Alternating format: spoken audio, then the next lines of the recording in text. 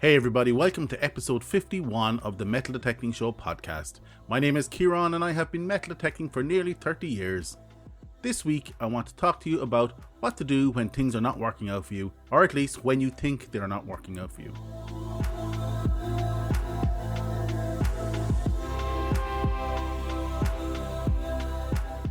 Hey everyone, before we start I want to thank you for listening to the podcast and I hope you enjoy the show this week. But before we begin, I want to give you the following information.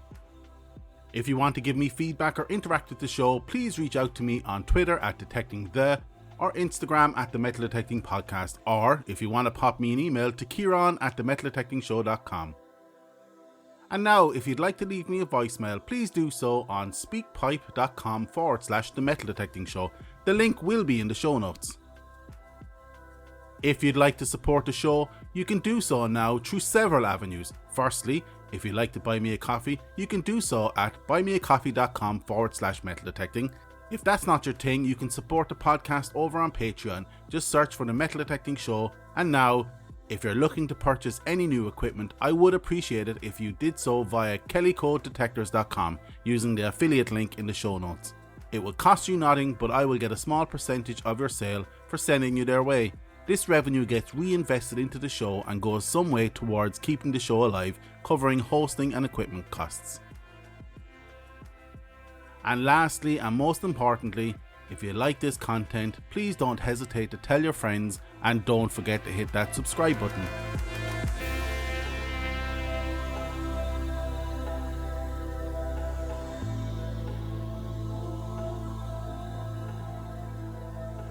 Hi all, I hope you had a great week full of prosperous and historic hunts. We're in windy season here in Ireland, so availability of hunting time was practically zero. However, I gave that time over to driving around looking for potential locations to hunt and logging that location to check later on the relevant databases to confirm whether I can hunt there or not. As soon as restrictions lift, I'll be beating down the doors looking for permission. I got some great news this weekend when Dig It With Will messaged me to tell me I had just won an Equinox 600 on the Detectival Draw on YouTube last weekend. And sure enough, when I checked, I had. Woohoo! So watch this space as I feel a giveaway is in order. I also received some great feedback from Case on SpeakPipe. Check it out. Hey, Kieran, just listened to my first episode of your show, the Coils episode. I learned a ton. I've been out detecting for a while because of some health related stuff, but yeah, thank you so much for your show. I mean, it's really helping a lot of people. I got turned on it by a friend, but yeah, from Texas, thank you. Thanks, Case. I really appreciate the feedback, and I'm glad to hear word of mouth is starting to spread the podcast. So thanks again, Case, and hopefully you can get out and happy hunting. So this week I want to chat to you about what to do when, despite all your efforts, your hunting is not paying off. I see a lot of answers to this question online, and inevitably the advice comes, get a better detector, just stick with it, on and on. But what can someone do with that advice? Nothing really. So this week I want to address this very question. What am I doing wrong? I have found nothing. I'm at my wit's end, and I'm about to pack it all in. So firstly, how do you know you're doing rubbish? Are you measuring your success off what you see posted online on Instagram or YouTube? Well, let me be the one to break it to you. This is not an accurate representation of what returns you should be getting. This is what it looks like through rose-tinted glasses. Look at any of these accounts and you will soon see that they are presenting the cream of the crop. Now, some accounts are upfront and acknowledge it. For example, you hear some hunters saying that they have dug 500 holes today and this is the best of the lot. That's accurate, but if you see a picture of a gold coin on Instagram, there is no context to the amount of work required or luck taken to find that coin. So my first bit of advice is to set your expectations correctly and realistically. I let you in on a little secret. I haven't found a silver coin in years. But I've only been hunting beaches, so I set my expectation that I will not find any silver coins on a beach unless I'm very lucky. My own expectations are I will find something good, 1 in 10 finds, something great, 1 in 100 finds, and something amazing, once in a life. So if I have a few good finds per hunt, I'm happy out. But every few hunts I find something great, which keeps me going. Expectation is also about what you want to hunt for, or what cool stuff you want to find. Your cool stuff does not match my cool stuff, let me tell you. I love finding worthless toy cars on the beach. Other people will just chuck them in the bin. So if you're feeling unsuccessful, take a moment to assess whether you have your expectations and perceptions aligned to what cool stuff you want to find. Okay, that's the mental aspect taken care of, but what about the advice to upgrade your detector? That will fix your problem. Well, I don't agree. If you've lost trust in your detector, then upgrade it, that's fine. For example, I was hunting with my first detector that would behave erratically and intermittently stop alerting to a find. It took me about a year to realise this, but at this point my trust in the detector was zero. I sent it off to be repaired, which it was, and the improvement was remarkable. However, the trust was gone, resulting in me upgrading fairly soon after. But then I had to start the cycle of learning a new detector all over again.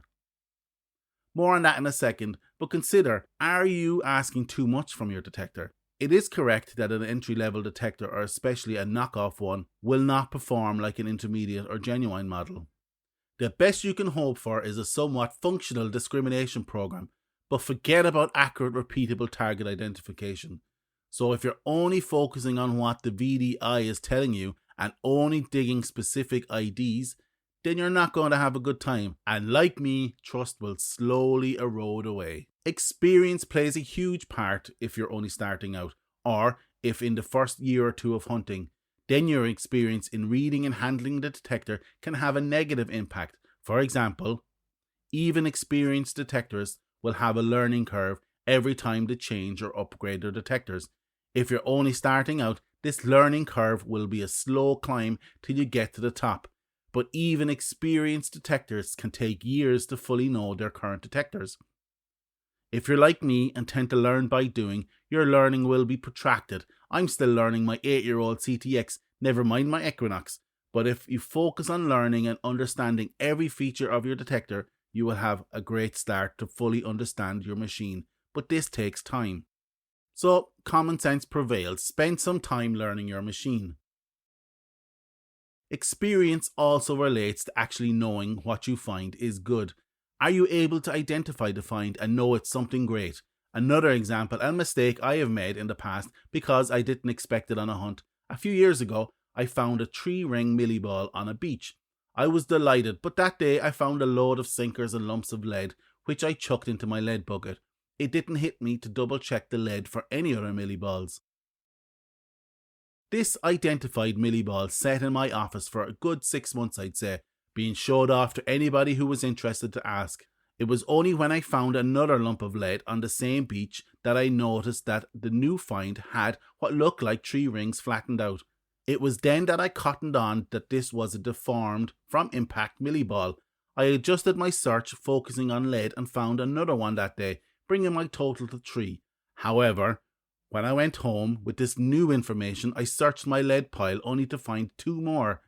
If I hadn't put 2 and 2 together, I would have melted these down as random lead. I didn't expect it, so I wasn't looking out for it. So I thought what I had was rubbish. Believe it or not, this happens all the time with every detectorist, and is one of the reasons the museums don't like metal detectorists. They are worried we will find something great and not know what it is and destroy it by accident. Check all your coins for silver. Check everything. If you're not sure, pop a pic online. Someone will know what it is, but educate yourself along the way. There is nothing like finding something you're not sure about, only to find out it is great later on. Okay, on to time to hunt. You have to put some miles on that detector. Just going out for an hour here and there will not help you learn it. It will not help you get ground coverage. For example, let's do the maths quickly. Say you dig 15 holes an hour, but you only go out for 2 hours a week. That's about 30 finds, both good and bad, but using my expectation above as an example, that will give me 3 good finds a week and a great find every month or so. However, say you go out for 4 hours twice a week, that's 120 holes a week, or 12 good finds and maybe 1 great find. This is totally finger in the air stuff, but I think you get the idea. You need to put in the effort and miles walked to get good ground coverage to find good finds, or at least a chance to. Finally, and most importantly, it's all about location. I've covered this previously several times, so I won't go too into depth here. But if metal detecting as a hobby is like an iceberg, the actual hunting is the tip of that iceberg that sits above the water, where the research is the huge part of the iceberg that sits underneath the water. Research, research, research. Location, location, location. If you are unsuccessful, the most probable reason is you haven't done your research on the location you're hunting. There is no point in hunting a field just because you got permission on it. There has to have been a reason for people to have been on it at some stage, and your job is to figure that out. So, if you find yourself asking the question, what am I doing wrong? Ask yourself the following first. Do you have realistic expectations? Do you have any reason not to trust your equipment? Have you spent enough time learning your equipment? Do you know what everything is that you have found? Are you sure you haven't already found something great? And finally, location, location, location. Have you spent some time researching your location? Random hunts equal random finds, and success is totally reliant on random luck.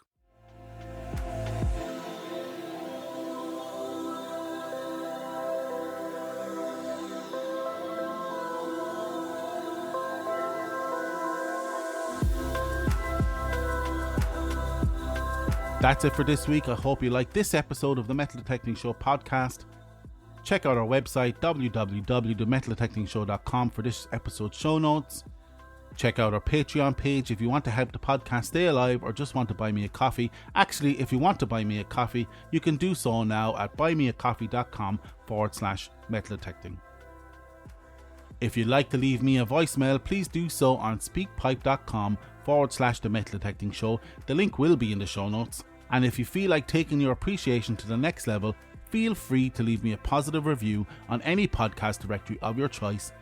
If you like this content and would like more, please don't hesitate to tell your friends, and don't forget to hit that subscribe button. Once again, I hope you enjoyed this episode. We will chat to you all again next week. Get out there, eyes down, and happy hunting.